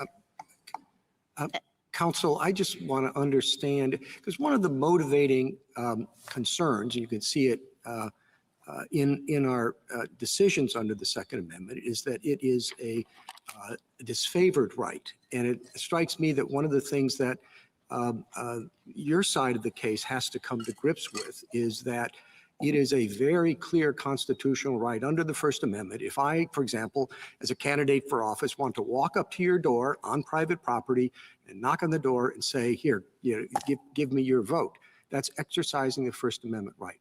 But you say that it's different when it comes to the Second Amendment, that you can walk up. So when the candidate wants to walk up and he's carrying a gun, what exactly is the basis for the distinction? Because part of, again, what our precedents talk about in this area is that the Second Amendment has been treated as a sort of, a second level right. And that's one area where given this law, I don't really see the basis for the distinction. So we totally agree the Second Amendment is no disfavored right. At the same time, there are rules about the Second Amendment, I think rules that this court laid down in Bruin, in which you've said the relevant question is whether or not the scope of the Second Amendment's text as informed by history would say that there is a violation of the right. With the First Amendment, you've got burden tests and all sorts of stuff that this court disclaimed in Bruin at page 22. And so it's just going to apply somewhat differently. But our fundamental point to you is, yes, this is a law that which traces back to the founding with other laws like New Jersey in 1721 and 1771, laws that basically said, look, when you're bringing guns onto property, even property open to the public, that states are free to flip the default rules. Indeed, that is what happened, going back all the way to those early examples. And my friend on the other side is, I think, selectively reading those to say, the Solicitor General saying, these laws are just about poaching and the like. Absolutely not. They have no answer to what we said in our red brief, which is that these laws dealt with improved lands, and improved lands were, as Professor Hertog says, stores, seed stores, and things like that. Right, but let me just switch gears a little bit. We talked about the tradition in Hawaii. Hawaii, given its obvious origins and its admission to the United States fairly recently has a totally different, in some areas, tradition and practice. The law of property in particular in Hawaii, I mean, for the longest time, maybe it's still the case, is that you don't own property, you get a long-term lease as if you were a bank in a skyscraper in New York. That was the common method. And I wonder, I thought, as was mentioned earlier, it is part of the United States. And do we have different traditions in different states when it comes to applying Bruin? No, Your Honor. I think my friend on the other side has mischaracterized our argument. Our argument is that the Second Amendment means the exact same thing in every state. No Second Amendment right to enter private property without an owner's consent. What varies is what the definition of consent is from state to state. And local law and custom help inform that. That's what I think that Justice Holmes' opinion in McKee recognizes. So just to take a simple example. Well, just before, I don't want to lose the thought. You said part of the history and tradition is there's no right to enter private property without the owner's consent, right? Mm-hmm. Well, we know that that's not a through line, right? Because you do have a right to enter the owner's private property if you want to exercise your First Amendment rights, right? So not without their consent, Your Honor. Sure. I don't have to have a sign on the sidewalk before you enter my property saying, okay to come on if you're going to give me some leaflet, or okay to come on if you're a candidate. The assumption is that there is a First Amendment right. Yes, you can withdraw it. And again, I'm just trying to figure out exactly what the difference is between the First Amendment and the Second Amendment. What I think what's doing the work in your hypothetical about the leafleting or something is the government is putting its thumb on the scale of some sort of speech and saying they're worried about some type of leaflet or the like. To the extent that they just ban it entirely, it would flunk rational basis review. The relevant right there is not located in the property in the place it's spoken, but rather that the government is coming in and affirmatively taking a position. Thank you, Counsel. That. Well, Mr. Kyle, I don't understand why you're resisting the First Amendment. Well, I do understand why you're resisting it, but let's say there's no content discrimination. It's just a ban on leafleting, and it's a ban because people don't like solicitation. So they just don't want people passing out pamphlets. It's not aimed at Jehovah's Witnesses or anything like that, like some of our old cases. Why would that fail rational basis review? So I think it might, because as this court said in Free Speech versus Paxson, you still have to have some underlying rationality. Yeah, people find it annoying. They don't like it. They think it affects their businesses, and people don't want to go to businesses if they're going to be accosted by pamphleteers. But it may be a rational basis problem, but I don't think it's a First Amendment problem. This court in Rowan said that, quote, the right to engage in expressive activity generally stops at the outer boundary of every person's domain. And that's the Let point. me one more question. So let me take it out of the First Amendment for you. I mean, let's pretend that public accommodation laws don't exist, because the 14th Amendment doesn't apply to private action, only state action. Let's say that a state, in the absence of public accommodation laws, decides to flip the default and say, unless the owner affirmatively consents, Black people cannot enter your home. Yeah, so I think that's one which would be unconstitutional Why? every day of the week, because it would violate the Equal Protection Clause, because the government on its face is making a racial classification. So Because there's state action in the way the government is adjusting its property defaults. Absolutely. Even if there's a long history and tradition, say in Louisiana, Yeah. of this kind of discrimination at the doorstep. right, it would still violate the Equal Protection. Why isn't there state action here when the state is flipping the default? It's not just a matter of property law. Right, our point is not that whether there's state action or not, it's that there's no underlying right. It's that my friend assumes, is conceded this. He said there is no right to come onto private property absent consent. And so the only question is whether the state can fill in the conditions. Yeah, there's of no that right to consent. come onto private property without consent. So my public accommodations example is right. I mean, absent a public accommodations law or in a private residence, you could turn someone away on the basis of race. But there is no anti-discrimination component in the Second Amendment the way there is with the Equal Protection Clause. And so that's why it So, Mr. functions. Katyal, Mr. going Kyle, back to- you're just relegating the Second Amendment to second-class status. I don't see how you can get away from that. If someone owns a store, or let's say it's a little restaurant, and this person has very strong political opinions and does not want anybody in that restaurant who is wearing attire that is expressing approval of a particular political candidate. That person, the owner of that restaurant, has the right to say, you can't come in, right?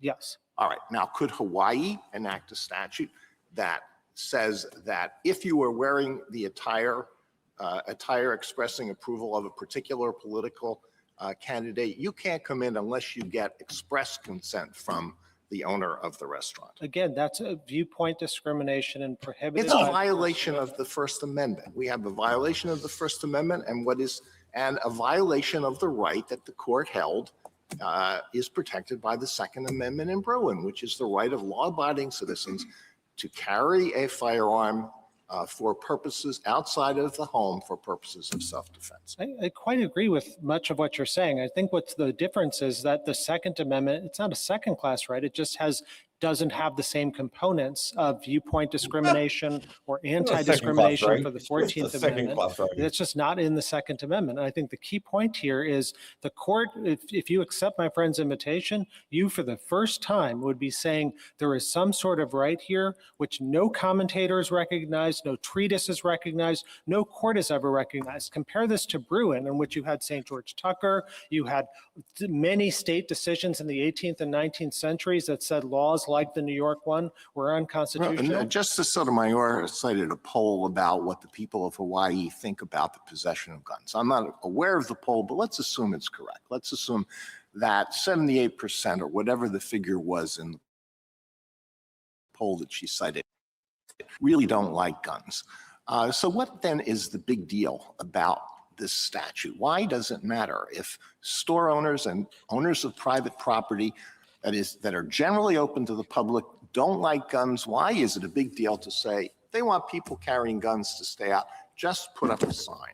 Yeah. So, why does Hawaii have to have this law? So I think Hawaii has, like all state legislatures, has the right to put a default rule in that tracks the expectations of its people. That's true.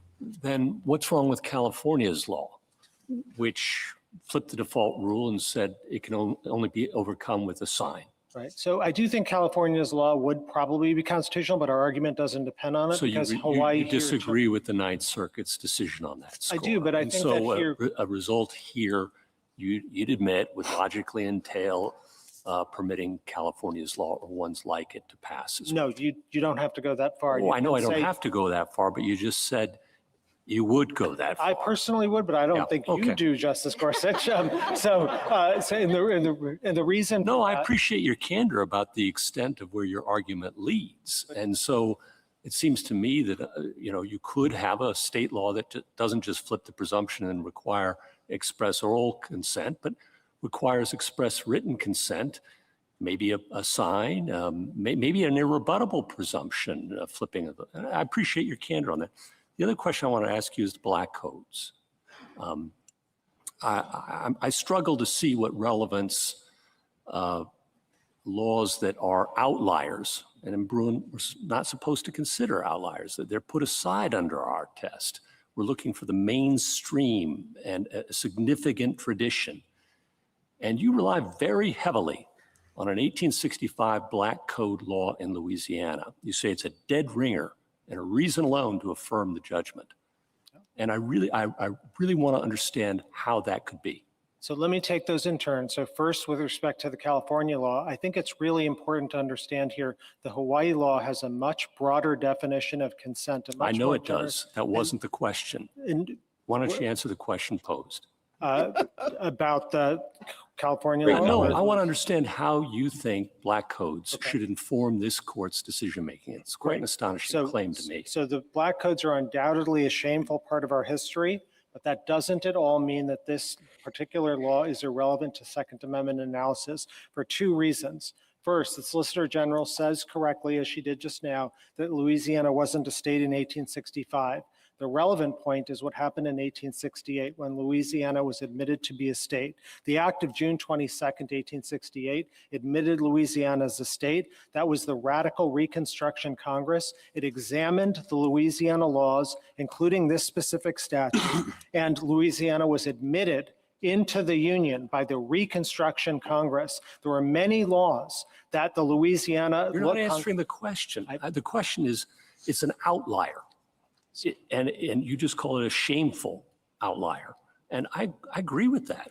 And Bruin was supposed to look at the mainstream of our tradition and history, not outlying statutes that were unconstitutional the moment they were passed. And yes, when Louisiana was admitted to the Union. So Justice Gorsuch, when I said it I understand a lot of people like to cite the black codes who promote gun restrictions, who would otherwise, they would be garlic in front of a vampire in front of them.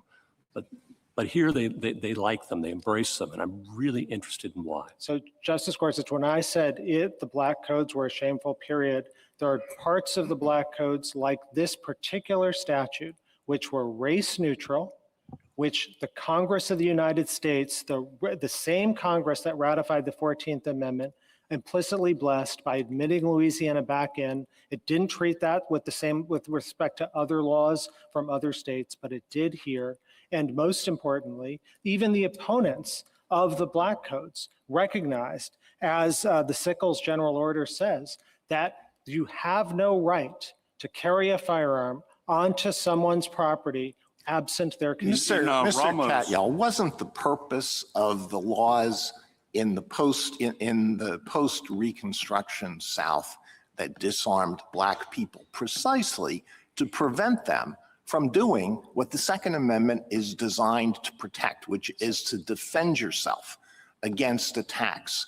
They didn't want that. They wanted to disarm the black population in order to help the Klan terrorize them and law enforcement officers in that period, in that region. They wanted to put them at the mercy of racist law enforcement officers. So is it not the height of irony to cite a law that was enacted for exactly the purpose of preventing someone from exercising the Second Amendment right, to cite this as an example of what the Second Amendment protects? So Justice Alito, we quite agree with you that parts of the black codes were motivated by and had exactly that operation. Parts of the Our point black to you codes. is this consent requirement did not operate that way. Indeed, if anything, it protected black churches and black-owned businesses and the like by insisting on this consent rule. And that is why the radical Reconstruction Congress admitted Louisiana back in. They said no to various laws, but they never did that with respect to this. And this law stayed on the books for a long time. More generally, of No, course, it's not we've wrong. obviously for good reason taken all this time on Louisiana. But remember our argument, if we were to get to the historical analogs and the like, we don't think we even need to. But if you got there, you wouldn't just look to Louisiana in 1865. You'd start with New Jersey in 1771. Well, on Louisiana, in Ramos, on the jury trial right, the question of whether he had a right to a unanimous jury, there were Louisiana and Oregon precedents going way back that allowed non-unanimous juries. And we flatly rejected that historical example for the exact reason that Justice Alito and Justice Gorsuch have been mentioning. Those were rooted in racial prejudice designed to prevent black jurors from having their votes counted on juries in the wake of a decision like Schroeder in 1880. And we just said, no, that's inadmissible to account for that as somehow justifying an exception to the constitutional right. It seems like the same kind of thing here. What's Justice different? Kavanaugh, we just disagree with the idea that that applies to this particular law from Louisiana 1865. But regardless, our tradition goes way back before that. New Jersey in 1771, 1721 Pennsylvania, the law said, quote, you cannot carry any gun or hunt on the improved or enclosed lands of any plantation. The 1763 New York law, which the Solicitor General only read part of, says that it was unlawful to carry, shoot, or discharge any musket or other firearm whatsoever into any orchard, garden, or other enclosed land whatsoever. And there's other statute after statute. There's no allegation by anyone that those were motivated by any sort of racist concerns or the like.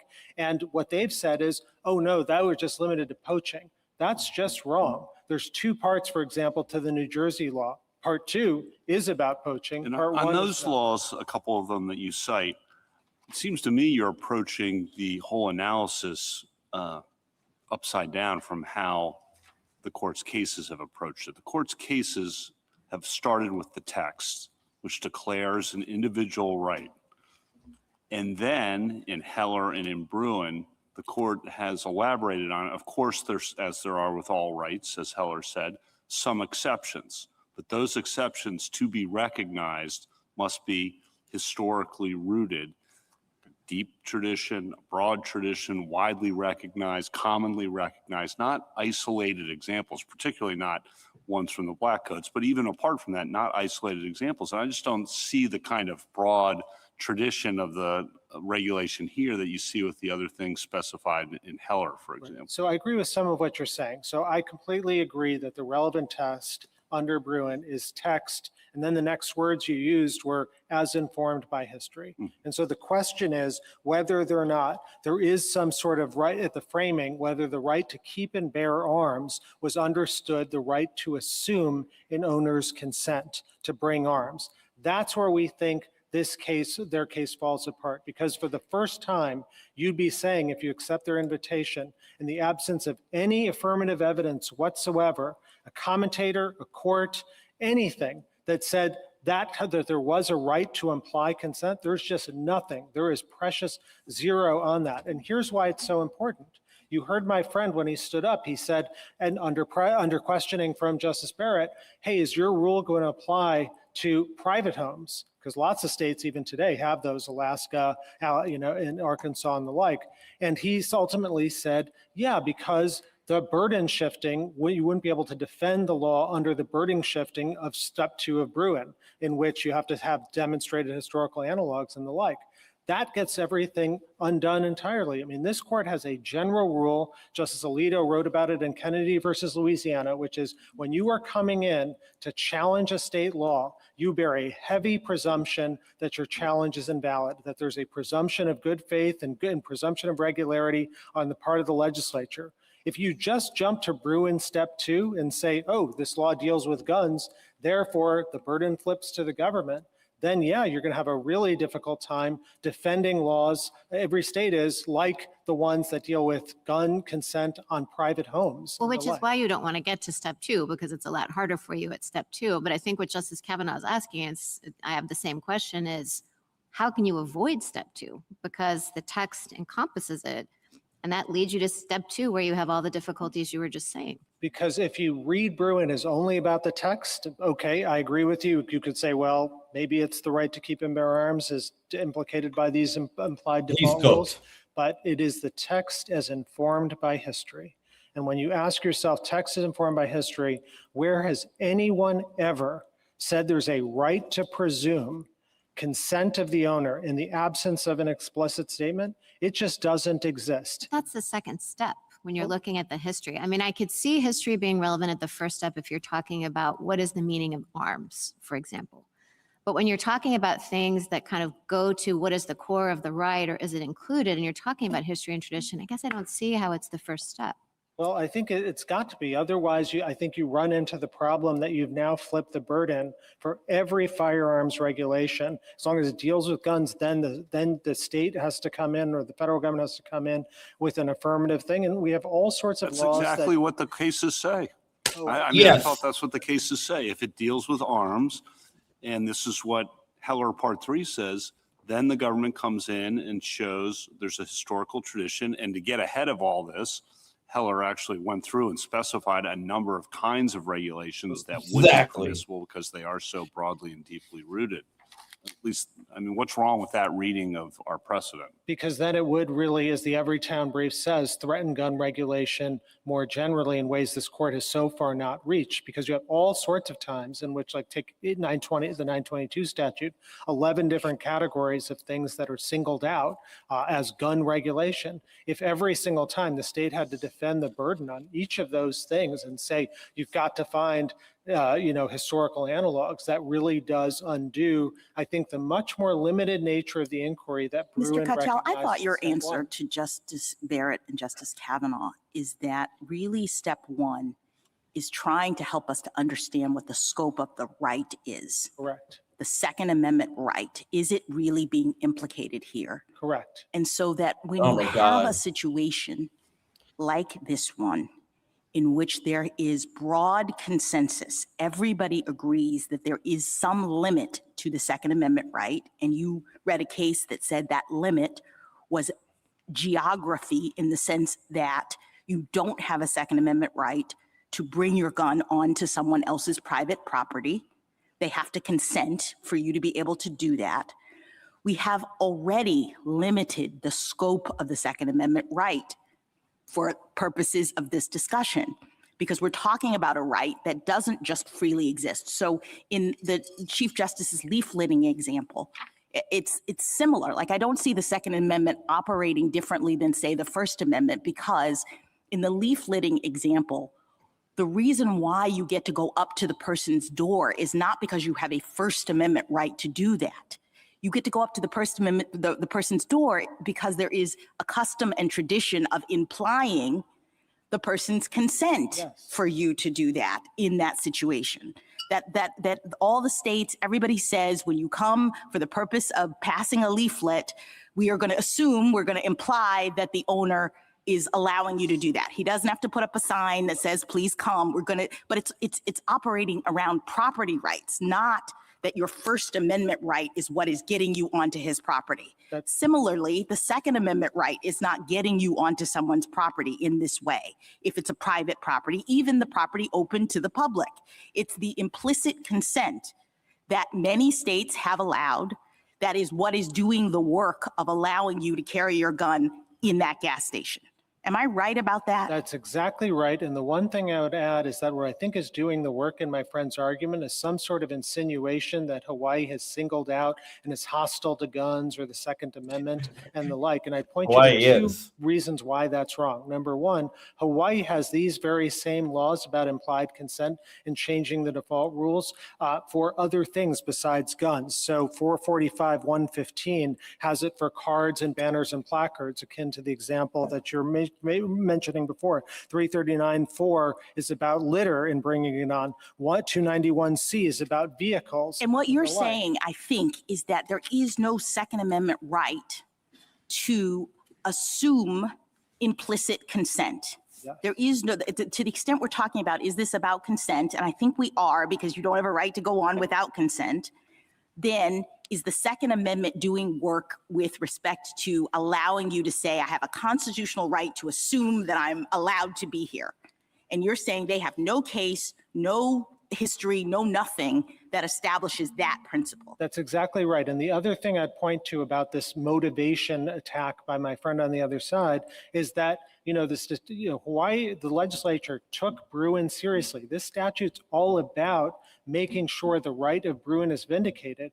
And just last year, for example, Hawaii issued 2,207 concealed permits for firearms. They only denied 119 applications, and the majority of those were denied because people didn't fill out the application in full or they got it out of time. Thank you, counsel. Justice Thomas?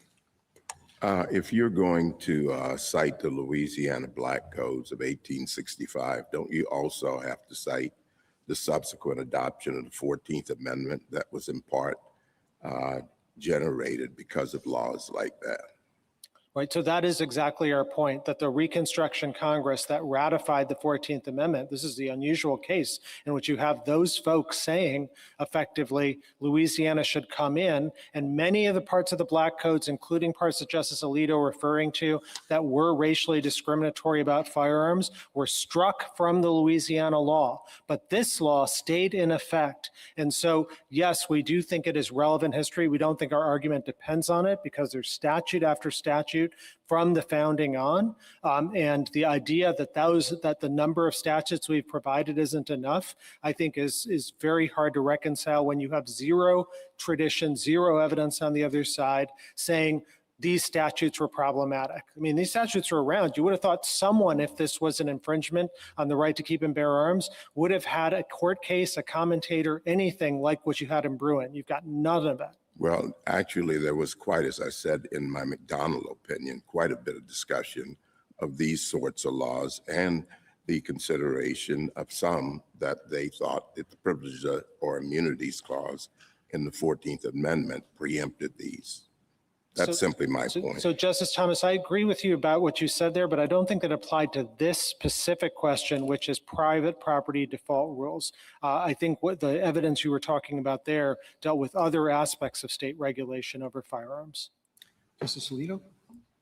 Justice Sotomayor? Three-part question. In one or two sentences, could you finish answering the California point that Justice Gorsuch raised? Number two, finish your list on where else the state of Hawaii has flipped the presumption. You got up to littering and then you were cut off. And then number three, I have never quite understood the court's recent jurisprudence on outliers don't count. I don't know how much outliers mean. Yeah. Meaning at the founding, there were 13 states. I don't know how many territories at the time because I don't remember off the top of my head, but there were at least 4 states that had flipped the presumption: New Jersey, New York, Maryland, and Pennsylvania. And then later there was Massachusetts in 1790, at least for a group of islands. And then you don't have just the black codes, you have Oregon and Florida flipping the presumption a little later on. So it seems to me that you can't call all of these laws out, this many outlaws, outliers. And so the custom and tradition that existed was the license you had, and whether you presumed or didn't presume permission, could be flipped, correct? Correct. So why don't you answer the other two? Yeah, so on the California thing, the one thing I would just add to my prior discussion with Justice Gorsuch is just, I think the overall history of what the Hawaii legislature did here was relevant. They weren't trying to attack a second-class right or something like that. They were rather trying to take Bruin seriously by opening up what counts as consent, unlike California, deviating even from the old historical laws like New Jersey in 1771, which required written consent. And I think what did the work in my friend's argument in his opening statement was this idea that 96.4% of Hawaii is now encompassed. You pointed out that dealt with sensitive places, but there's a much more fundamental problem, and it has infected this case from the start. If you read page 1 of his brief, it says, quote, it says 96.4% of the publicly accessible land in Hawaii is impacted by this law, by this law. The map he's got isn't even about Hawaii. It's about one county in Hawaii, not even the most populous county in Hawaii, and it's a map he drew himself. So I just caution the court into saying, because if you read these briefs, it does sound like, oh, the government of Hawaii is out to get guns or something like that. Nothing could be farther from the truth. They've taken Bruin seriously, as the permit statistics I read to you say. With respect to Hawaii singling out firearms, there's statute after statute. I was reading 291-112, which is that you can't use a vehicle for habitation on private property, quote, without the authorization of the owner. There's also 633-16 that you can't remove shopping carts without the written consent of the owner. There's statute after statute like this, and the amicus briefs from the property law professors goes through and says this is true not just in Hawaii, but in state after state. They flip default rules all the time. Your last question was about outliers. And I think here our most important point is we don't think that there's some sort of mechanistic formula for how many states is enough or anything like that. We do think it's relevant that there are a number of states at the founding that do have this. This court on the sensitive places part of Bruin said legislative assemblies may be a sensitive place. There was only one state in the founding that had that. That was Maryland, and it passed 2 separate laws 5 years apart during the colonial era. That was enough to count as an analog.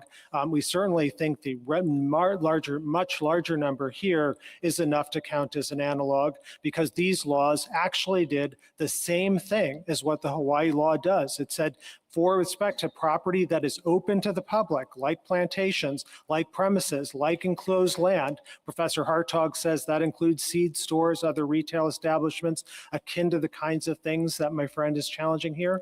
There is historical precedent for all of that. We think that's certainly enough to make this constitutional. Justice Kagan? So just on your last point, Mr. Katyal, I took Ms. Harris to be saying, with respect to your analogs at Bruin Step 2, that her principal point was, look, it's not about is it about poaching? But the difference between those laws and this law is that those laws were about lands that were closed to the public. And that was her principal point, that made that like just a different category. Right. And it just blows off the word improved in the statutes. It's not just about it's not just about fenced land, but improved land.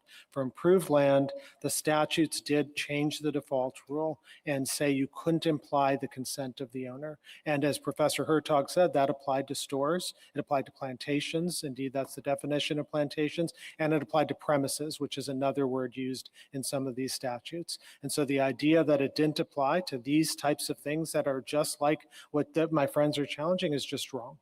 Okay, and on this, your step one inquiry, which I find interesting and difficult.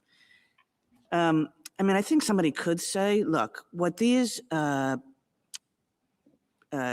consent flipping, default flipping rules do, they do burden the carrying of firearms, and that's what they are.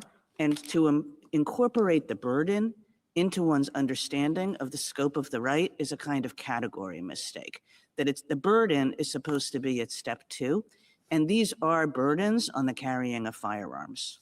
So two things. One, factually, we just fundamentally disagree that this burdens firearms. As Justice Alito was saying earlier, if people in Hawaii don't want to have the guns anyway, they're always going to be able to, even under their rule, say, have signs that say no guns allowed. So either way, you could have that burden.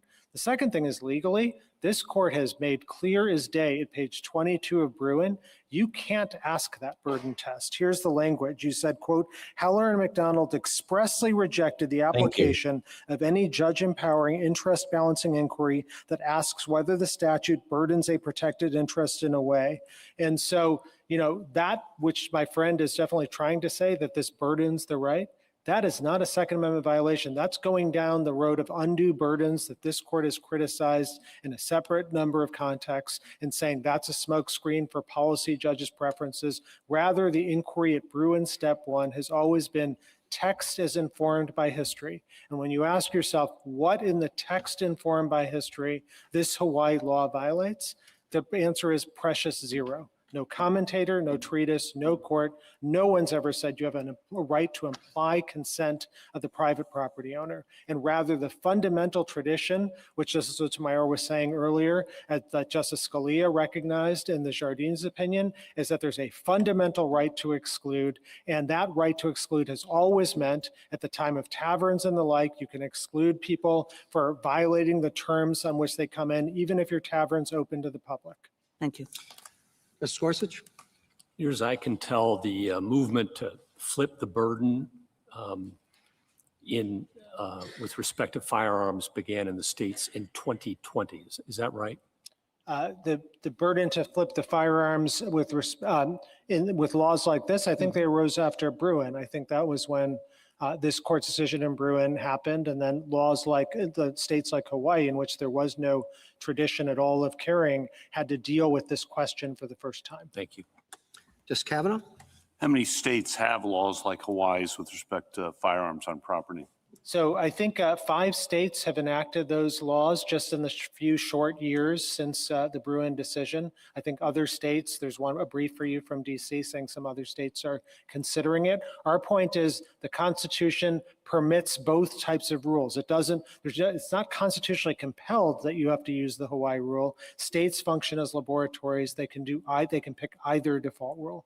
Neither is an infringement on the Second Amendment right to keep and bear arms. Thank you. Justice Barrett?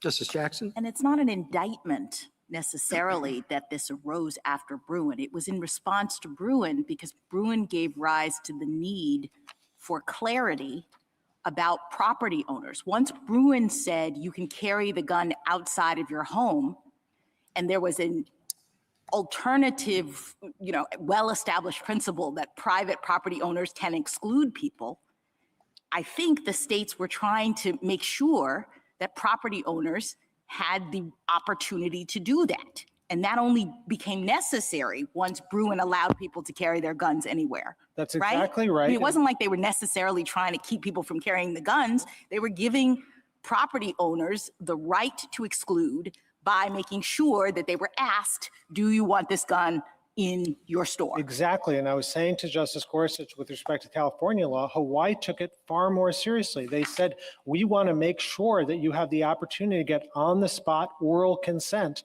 which is why the gas station hypothetical that the Chief Justice used and the others, it is not an issue under the Hawaii law, because you do have the ability to go and ask for consent, even if there's no postage, no sign one way or the other.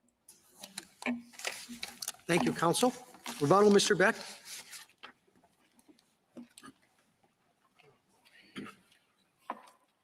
Your Honor, this, as NRA's amicus brief makes very clear, is a historical tradition of carrying on private property open to the public.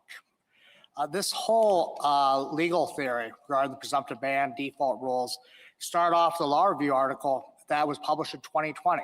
And the premise of that law review article is putting in a presumptive ban like Hawaii has would lessen people from carrying.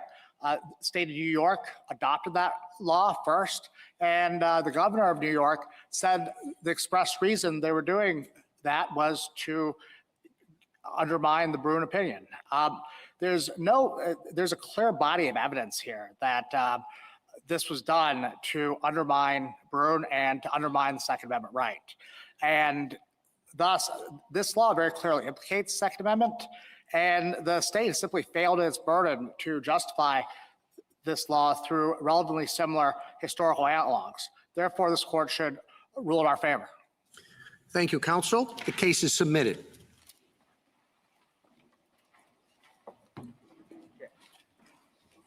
All right, guys.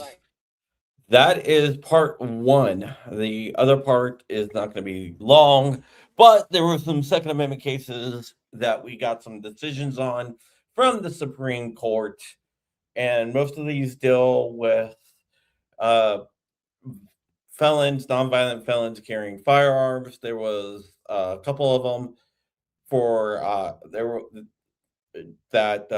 they actually came back with William Collins versus Bondi.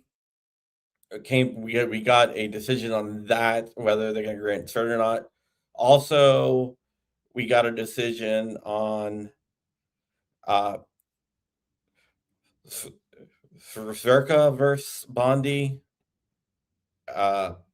and also Dirte versus Bondi. And unfortunately, all of those have been denied cert.